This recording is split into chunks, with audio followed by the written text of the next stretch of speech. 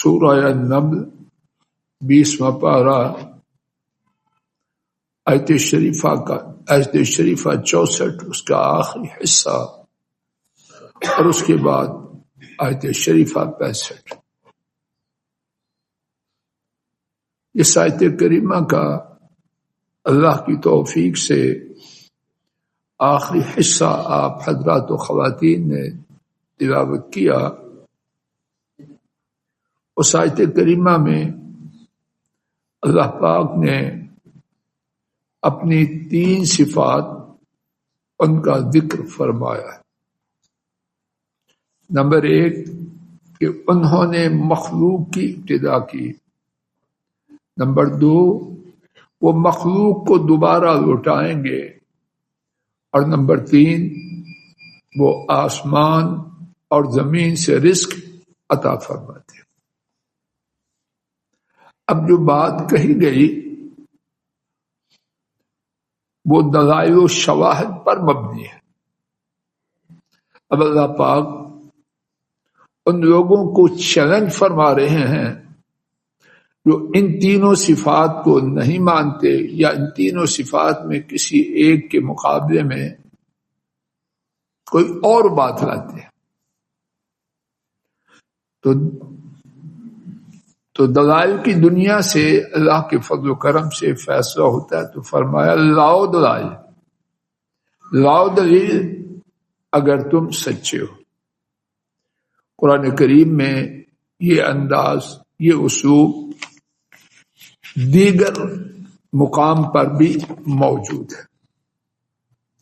آئیے میرے ساتھ صرف ایک مقام دیکھ لیجیے. 18واں پارہ سورہ المؤمنون آیت شریفہ 117.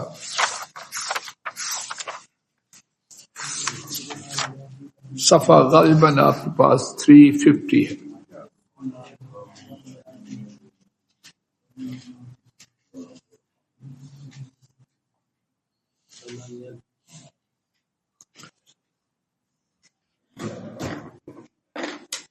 وَمَن يَدْعُ مَعَ اللَّهِ إِلَٰهًا آخَرَ لَا بُرْهَانَ لَهُ بِهِ.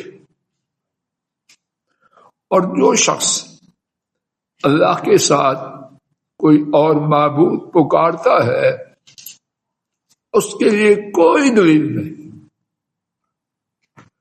یہاں میں ایک بات کی طرف آپ حضرات و خواتین کی اس سے پہلے اپنی توجہ دلوانا چاہتا ہوں.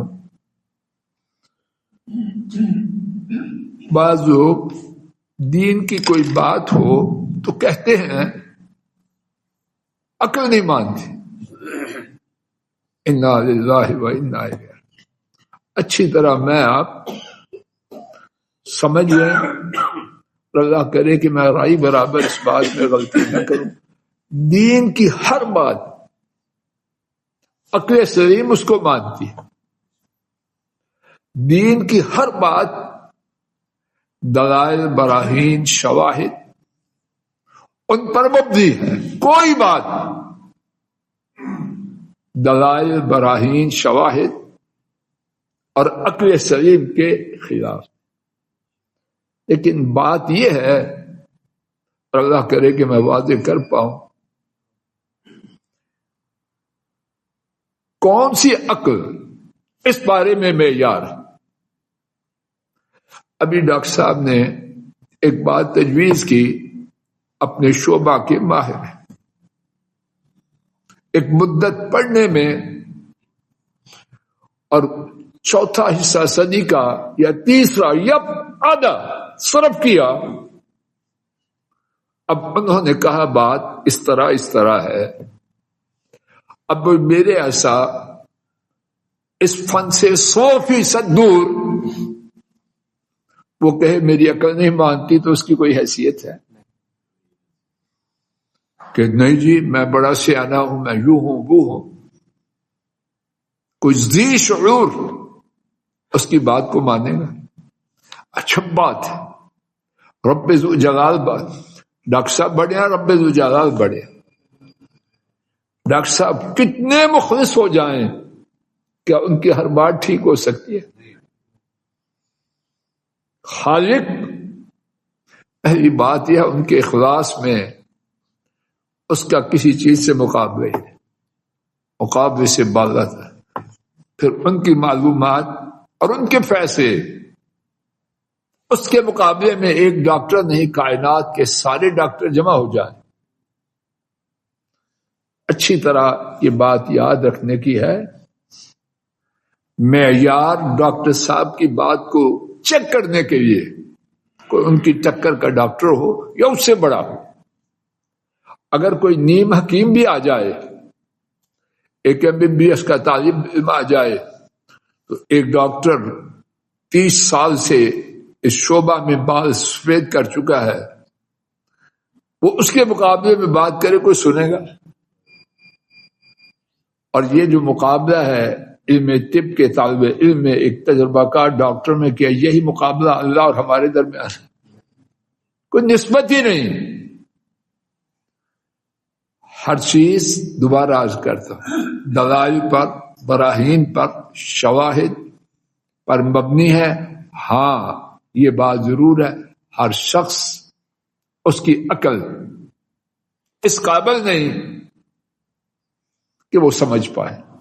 جو عقل بڑھتی جائے گی انشاءاللہ سمجھے گا، لیکن اپنی ناقص عقل کی بنیاد پر کامل رب العالمین کی بات کی نفی کرنا یہ بجائے خود اس بات کی دلیل ہے کہ یہ عقل کھوٹی ہے.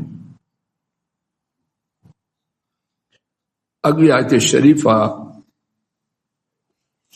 آئیے سبق کی طرف.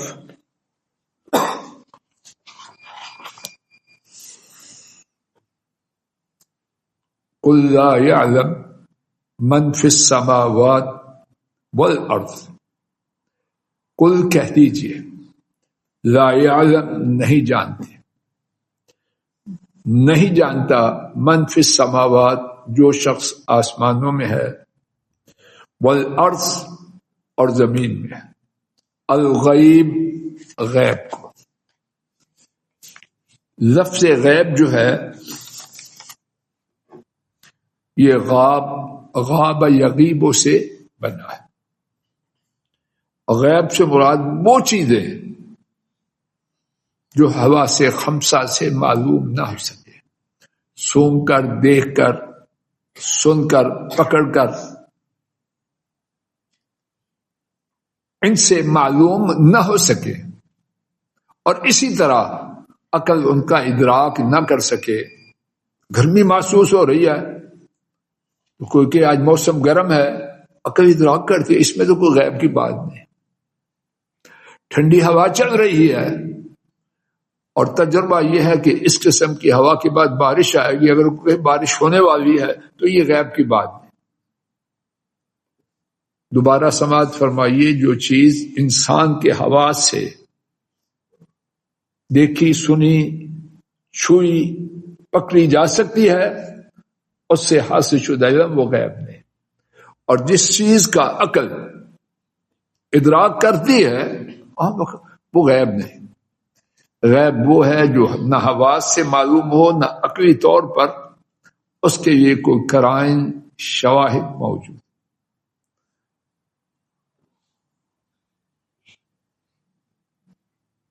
الا اللہ مگر اللہ. وما یشعرون اور وہ شعور نہیں رکھتے، ایان یبعثون کب وہ اٹھائے جائیں. بامحاورہ ترجمہ کہہ دیجئے نہیں جانتا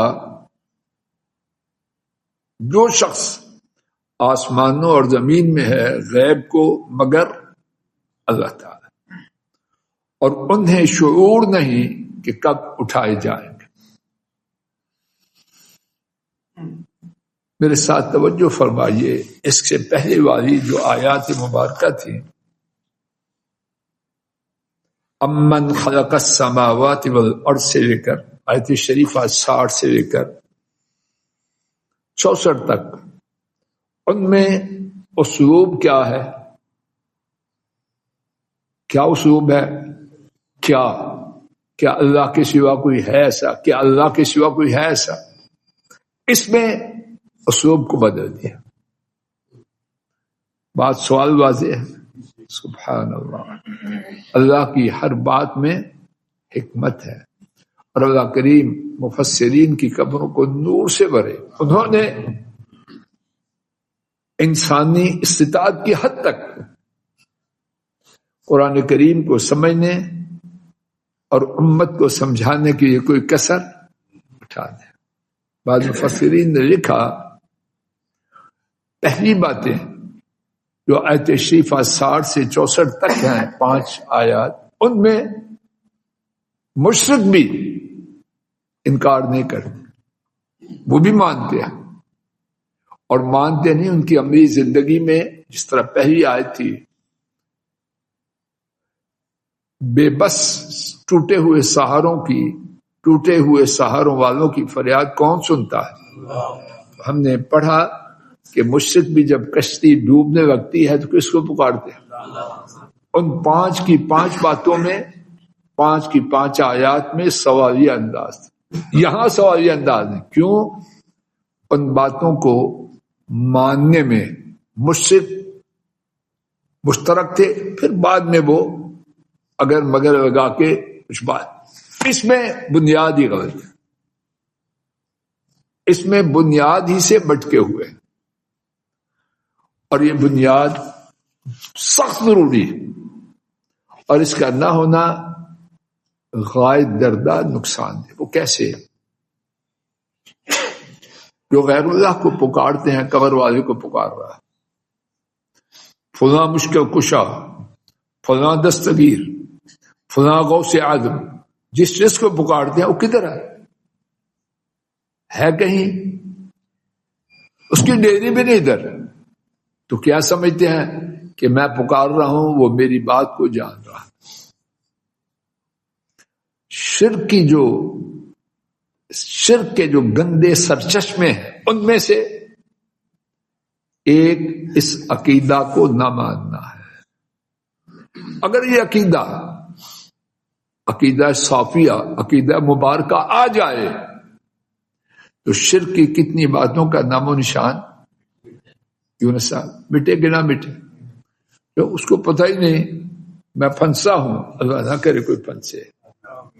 پانی میں کشتی قریب ہے کہ غرق ہو جائے، اب وہ کہاں ہے اللہ جانے کہاں ہے کہاں نہیں.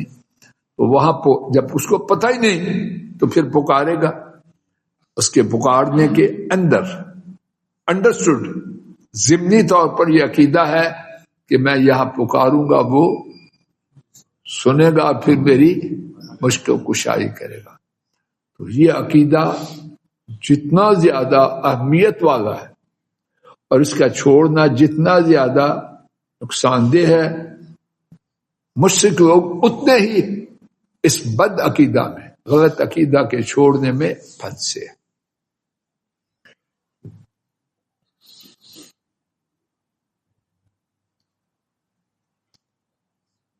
حضرات انبیاء، ان کے بارے میں قرآن و سنت سے جو بات معلوم ہے، ان کا علم بہت زیادہ ہے،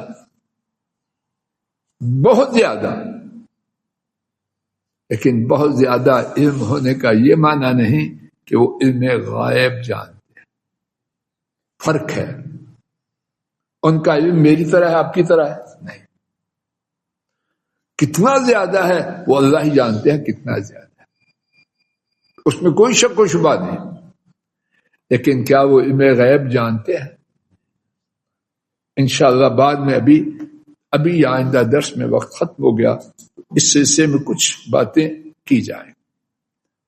آئیے حضرات انبیاء کے علم کے بارے میں اللہ مالک کی بات سنتے ہیں. میرے ساتھ سورہ جن، اس کی آخری آیات نکالیے.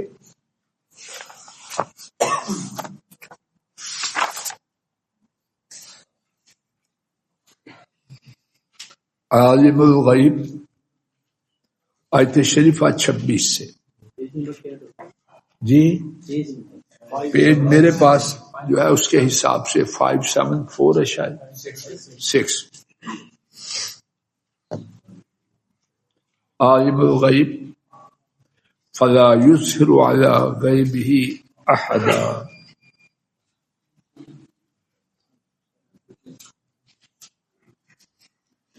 وہ غیب کو جاننے والے ہیں. عالم الغیب وہ ہر قسم کے غیب کو جان. کون؟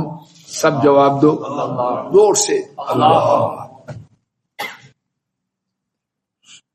پس نہیں وہ ظاہر کرتے اپنے غیب پر کسی ایک کو. الا من ارتضى من رسول، مگر جس کو وہ چنتے ہیں. الا من ارتضى من رسول، مگر جس کو وہ چنتے ہیں رسول سے. فإنه يسلك من بين يديه ومن خلفه رصدا. تو جب وہ چنتے ہیں تو پھر کیا کرتے ہیں؟ اس پر پہرا لگا دیتے ہیں، آگے سے بھی پیچھے سے. اور پہرے دار کی کیا ذمہ داری ہے؟ لِيَعْلَمْ أَنْ قَدْ أَبْلَغُوا رِسَالَاتِ رَبِّهِمْ، تاکہ وہ جان لے، جو پہرے دار ہے جان لے کہ انہوں نے اپنے رب کے پیغامات کو پہنچا دیا. اللہ پاک نے اپنے غیب سے انہیں کچھ دیا اور ساتھ چوکیدار مقرر کر دیا، آگے بھی پیچھے بھی. کیوں؟ تاکہ وہ جانے کہ یقیناً انہوں نے اپنے رب کے پیغامات کو پہنچا دیا. وَأَحَاطَ بِمَا لَدَيْهِمْ، اور وہ کون؟ اللہ پاک ان کے پاس جو کچھ ہے اس کا احاطہ کیے ہوئے. کون کیے ہوئے؟ بولو نا. اور اللہ پاک کے علم کا کوئی احاطہ کر سکتا ہے؟ آئیے یہ بھی ساتھ ہی دیکھ لیں. تیسرے پارے کا آغاز آیت الکرسی دیکھیں. وَلَا يُحِيطُونَ بِشَيْءٍ مِّنْ عِلْمِهِ إِلَّا بِمَا شَاءَ. اللہ اکبر. اللہ پاک نے بیان میں تو کوئی کسر، اب کوئی نہ مانے تو اس کا حل کسی کے پاس نہیں. وَلَا يُحِيطُونَ بِشَيْءٍ مِّنْ عِلْمِهِ، اور وہ کون؟ مخلوق ان کے علم سے. کن کے علم سے؟ کسی چیز کا احاطہ نہیں کر سکتے الا بما شاء، مگر جتنا وہ چاہے. رسول کو جو غیب کا علم دیا اتنا تو ہے، اس سے علاوہ. اور اللہ کیا ہے؟ وَأَحَاطَ بِمَا لَدَيْهِمْ، ان کے پاس جو کچھ ہے اللہ اس کا. یہ فرق ہے. زمین والے پر اگرچہ وہ اللہ کا نبی ہو، رسول ہو، اور عرش والے پر ان کا علم، کائنات میں کوئی بھی اس کا احاطہ. اور نبی کا علم، رسول کا علم جو اللہ کا عطا کردہ ہے، اللہ نے اس کا احاطہ. وَأَحْصَى كُلَّ شَيْءٍ عَدَدًا، اور اس میں کوئی تعجب کی بات نہیں. اللہ پاک نے ہر چیز کو گنتی کے اعتبار سے شمار کر رکھا. کائنات میں جو چیزیں ہیں شمار کرنا، کوئی جانتا ہے ان کی تعداد کتنی ہے؟ ان کی انواع و اقسام، اور پھر ہر قسم کی اقسام سوائے اللہ کی کوئی ہاں اللہ پاک ایک ایک چیز کو قطعی طور پر، حتمی طور پر جانتے ہیں. وقت ہو چکا، یہیں پر روکتے ہیں اللہ کی توفیق سے. آئندہ سبق میں اللہ ایمان و عافیت سے توفیق دے، یہیں سے بات کی جائے گی. اللہ تعالی ہماری مجلس کو مبارک بنائے. کہنے سننے کی عدلیتوں کی غلطی کو اپنے فضل و کرم سے دور فرما، معاف فرما دے. ہماری نیتوں کو درست کر دے، ہمارے اقوال کو، ہمارے سننے کو، اعمال کو اپنے فضل و کرم سے ایسا بنا دے ہمارے لیے دنیا کی خیر اور آخرت کا سبب بن جائے. ہمارا کہنا سننا تجارتی نہ ہو، کمرشل نہ ہو، غیر اللہ کے لیے نہ ہو. یا اللہ توفیق ہی نہ دے. تھکیں بھی، وقت بھی دیں اور بیڑا بھی غرق ہو، یا اللہ اس سے بچ، اور یا اللہ اس سے بچنے کی کوئی گارنٹی نہیں، لیکن چھوڑنے سے بھی گزارا نہیں، چھوڑ کے کدھر جائیں؟ یا اللہ مشغول بھی رکھ اس کام میں، بچا کے بھی رکھ، نہ کرنے کی طاقت ہے اور نہ بچنے کی طاقت ہے، اگر کچھ ہونا ہے تو وہ بھی آپ کی طاقت سے، اور اگر بچنا ہے تو وہ بھی آپ کی، یا اللہ بچا دے، یا اللہ نیتوں کو صاف اپنی رضا کے لیے کر دے، اقوال و اعمال کو بالکل اپنی مرضی کا بنا دے، اللہ اپنے فضل و کرم سے ہماری پریشانیاں، ہماری بیماریاں، ہمارے غم، ہمارے دکھ، ہماری مصیبتیں جو ہماری کرتوتوں کی وجہ سے اللہ وہ معاف کر دے، اللہ معاف کر دے، آئی ہوئی پریشانیوں، بیماریوں، آفتوں، مصیبتوں کو دور کر دے، اور اے اللہ جو آنے والی ہیں اپنی رحمت سے ان سے بچا دے، یا اللہ ہمارے پاس نہ کی ہوئی غلطیوں کا کوئی کفارہ ہے، نہ آنے والی غلطیوں سے بچاؤ کا کوئی ذریعہ مگر آپ کی رحمت، اے اللہ صاحب کا غلطیوں کو معاف کرنے، مٹانے میں اور آئندہ سے بچانے میں آپ کی رحمت کا سوال ہے، اے اللہ اپنی رحمت کی برکھا برسا، اے اللہ اپنی رحمت کی برکھا برسا، اے اللہ اپنے فضل و کرم سے ہمارے گھروں میں دین کا دور دورہ فرما، تقوی کی بہار ہوا، عفت، طہارت، عصمت اس کا دور دورہ ہو، گھروں میں پیار، محبت، ایثار، مودت اپنے فضل و کرم سے نصیب فرما، اے اللہ ہمارے گھروں سے نفرت، تنگی، اکتاہٹ دور فرما، اے اللہ اپنے فضل و کرم سے اتفاق و اتحاد عطا فرما، اے اللہ سوچ کا اتحاد شریعت کی بنا پر، عمل کا اتحاد شریعت کی بنا پر، مقصد کا اتحاد شریعت کی بنیاد پر ہمارے گھروں میں جاری و ساری کر دے، اے اللہ بوڑھے چھوٹوں پر شفقت کریں اور چھوٹے بوڑھوں کا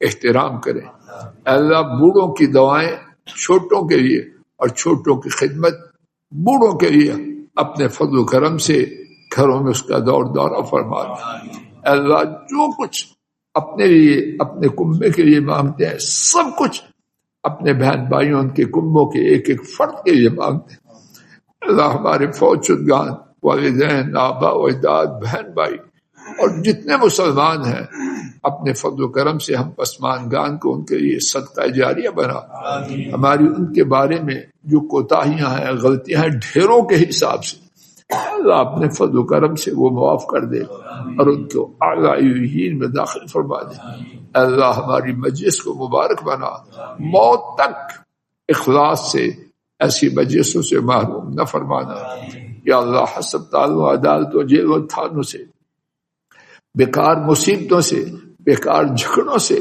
اپنے فضل و کرم سے محفوظ فرما، اور جن میں پھنسے ہیں اپنی رحمت سے ان سے نجات عطا فرما، اے اللہ ایمان و عافیت والی زندگی اور ایمان و عافیت والی موت عطا فرما، اے اللہ ہسپتالوں میں رول رول کے بستروں پر، پیمپروں اور نالیوں میں جکڑے ہوئے سسکیاں لے لے کے نہ مرے، یا اللہ ایمان و عافیت سے زندہ رہیں، ایمان و عافیت کے ساتھ خیریت کے کاموں میں، دنیا کے ہو آخرت کے ہو، ان میں مشغول کلمہ توحید پڑھتے ہوئے، رحمت کے فرشتوں کا دیدار کرتے ہوئے، ان کی جانب سے آپ کی رحمت سے جنت اور آپ کی رضا کی بشارتیں سنتے ہوئے دنیا سے جائیں، کلمہ توحید زبانوں پہ جاری ہو، یا اللہ دنیا میں رہنا مبارک ہو، جانا مبارک ہو، اے اللہ رہنا مبارک ہو، جانا مبارک ہو، اے اللہ جو بات اپنے لیے مانگے سب کے لیے مانگتے ہیں، اپنے کنبوں، بہن بھائیوں، ان کے کنبوں اور پوری امت کے لیے مانگتے ہیں، اللہ اپنے فضل و کرم سے ہمارے ملک پاک کی، حرمین شریفین کی، پورے عالم اسلام کی خیر فرما، مظلوم مسلمان جہاں ہیں ان کی مدد فرما، ظالموں کو نیست و نابود فرما، اے اللہ ناحق قیدیوں کو اپنی رحمت سے آزاد فرما، صلی اللہ تعالی علی خیر خلقہ وعلی آلہ واصحابہ واہل بیتہ واتباعہ الی یوم الدین، آمین یا رب العالمین۔